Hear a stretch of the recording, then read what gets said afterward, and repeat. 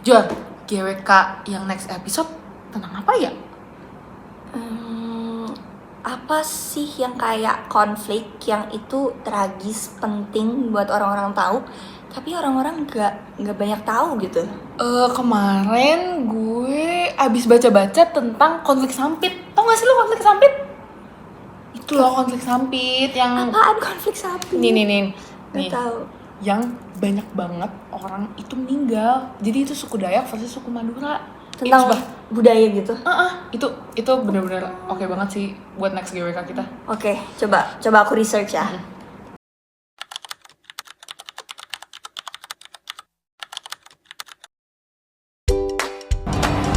Duh, bosan banget nih. Nonton apa ya? Coba deh nonton trending shotnya Perang Sampit. Hai semua, kembali lagi bersama GWK Georgia with Keisha. Nah, bukannya GWK itu yang ada di Bali itu ya, Jor? Bukan dong, kayak ngarang. Jadi kita hari ini mau bahas apa nih, Jor? Kita hari ini bakal bahas suatu konflik yang tragis tapi belum banyak orang tahu, Kay. Kira-kira konflik apa ya, Jor? Pada penasaran kan? Langsung aja kita bahas konflik sampit. Konflik sampit adalah salah satu peristiwa konflik terbesar dan paling tragis dalam sejarah Indonesia modern. Peristiwa ini terjadi pada tahun 2001 di kota Sampit, makanya dinamain konflik sampit di Kalimantan Tengah dan melibatkan dua kelompok etnis. Yang pertama ada suku Dayak sebagai penduduk asli Kalimantan dan suku Madura sebagai pendatangnya. Konflik ini tidak terjadi secara tiba-tiba, melainkan merupakan puncak dari berbagai masalah sosial, ekonomi, budaya yang telah menumpuk selama beberapa tahun. Dan akibat konflik ini, ribuan orang kehilangan tempat tinggal, ratusan nyawa melayang, dan trauma mendalam masih dirasakan hingga sekarang. Dan oleh karena itu, penting bagi kita buat memahami konflik sampit agar peristiwa serupa tidak terulang lagi di masa depan. Nah, latar belakangnya itu, pada awalnya, Kalimantan Tengah merupakan wilayah yang relatif damai. Suku Dayak hidup berdampingan dengan berbagai kelompok pendatang, termasuk suku Madura, yang datang melalui program transmigrasi sejak masa Orde Baru. Program ini bertujuan untuk pemerataan penduduk dan pembangunan ekonomi. Namun, dalam praktiknya, transmigrasi juga membawa tantangan besar, terutama dalam hal adaptasi budaya, persaingan ekonomi, dan hubungan sosial antar kelompok. Seiring berjalannya waktu, ketegangan perlahan mulai muncul antar masyarakat lokal dan masyarakat pendatang. Dan salah satu penyebab utama konflik sampit adalah masalah ekonomi. Banyak masyarakat Dayak merasa tersisih karena pendatang, khususnya suku Madura, dianggap lebih menguasai sektor ekonomi seperti perdagangan, perkayuan, dan pekerjaan-pekerjaan di perkotaan. Hal ini menimbulkan rasa ketidakadilan dan kecemburuan sosial. Di sisi lain, masyarakat Madura juga berusaha buat bertahan hidup dengan sekeras tenaga. Namun, sering dianggap terlalu dominan atau tidak mau berbaur dengan budaya setempat. Perbedaan cara hidup dan nilai-nilai sosial ini semakin memperlebar jarak antara kedua kelompok tersebut. Nah, selain faktor ekonomi, perbedaan budaya juga menjadi pemicu konflik. Suku Dayak memiliki adat istiadat yang sangat dijunjung tinggi, termasuk dalam hal penyelesaian masalah dan penghormatan terhadap sesama. Sementara itu, sebagian pendatang Madura dianggap kurang memahami atau menghargai adat lokal. Beberapa kasus kekerasan kecil dan perselisihan antar individu yang tidak diselesaikan dengan baik akhirnya berkembang menjadi konflik yang lebih besar.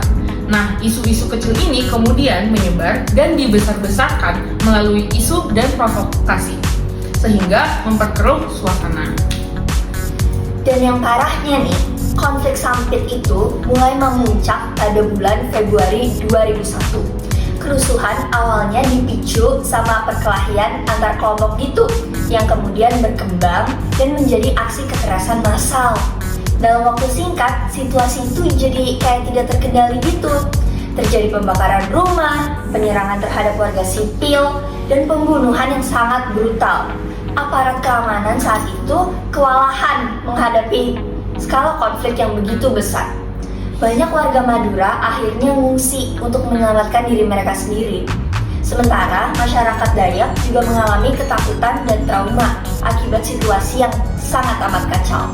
Nah, dampak dari konflik sampit yang sangat luas dan mendalam ini itu dari segi kemanusiaan, ratusan orang kehilangan nyawa dan ribuan lainnya terpaksa mengungsi, meninggalkan rumah dan harta benda mereka. Banyak anak-anak kehilangan orang tua dan keluarga terpisah tanpa kepastian. Trauma psikologis menjadi luka yang tidak terlihat, namun sangat amat membekas, baik bagi korban langsung maupun generasi setelahnya. Nah, hingga kini, kenangan akan konflik tersebut masih menjadi bayang-bayang kelam dari masyarakat Kalimantan Tengah. Dan kalau kita lihat dari sisi sosialnya, konflik sampit itu sangat amat merusak hubungan antar etnis dan menumbuhkan rasa saling curiga. Kepercayaan yang sebelumnya terjalin malah jadi hancur dan proses rekonsiliasi membutuhkan waktu yang sangat amat lama. Konflik ini juga bisa memperlihatkan betapa rapuhnya persatuan jika perbedaan tidak kita kelola dengan baik. Selain itu, dampak ekonomi juga sangat amat terasa, di mana aktivitas perdagangan lumpuh, investasi menurun, dan pembangunan daerah terhambat akibat ketidakstabilan keamanan ini. Nah, untuk mengatasi konflik tersebut, pemerintahan mengambil berbagai langkah. Nah, salah satunya adalah mengevakuasi dan merelokasi para pengungsi ke daerah yang lebih aman. Aparat keamanan dikerahkan untuk meredam kekerasan dan memulihkan ketertiban. Selain itu, dilakukan upaya dialog antar tokoh adat, tokoh agama, dan perwakilan masyarakat dari kedua belah pihak. Pendekatan budaya dan adat menjadi kunci yang sangat penting dalam proses perdamaian, terutama dengan melibatkan hukum adat Dayak sebagai sarana rekonsiliasi. Nah, sekarang aku mau bahas salah satu tokoh yang penting banget nih Kay di konflik sampit ini, karena beliau bisa meredakan konflik yang sangat parah dan kacau ini. Jadi, ada yang namanya Pak Yusuf Kalla yang saat itu menjabat sebagai Wakil Presiden Indonesia, memainkan peran yang krusial dan langsung dalam upaya mendamaikan konflik sampit ini dengan pendekatan yang pragmatis dan berorientasi pada solusi.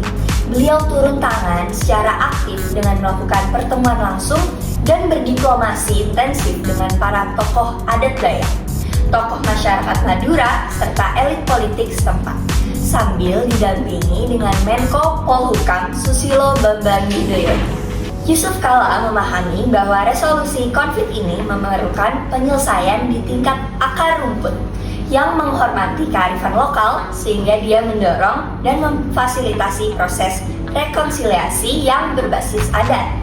Dan selanjutnya, salah satu langkah konkretnya adalah mendukung dan menghadiri langsung upacara adat perdamaian, seperti yang ada namanya tepuk tawar, yang menjadi simbol pengakhiran permusuhan dan janji untuk hidup berdampingan melalui pendekatan yang sangat amat tegas.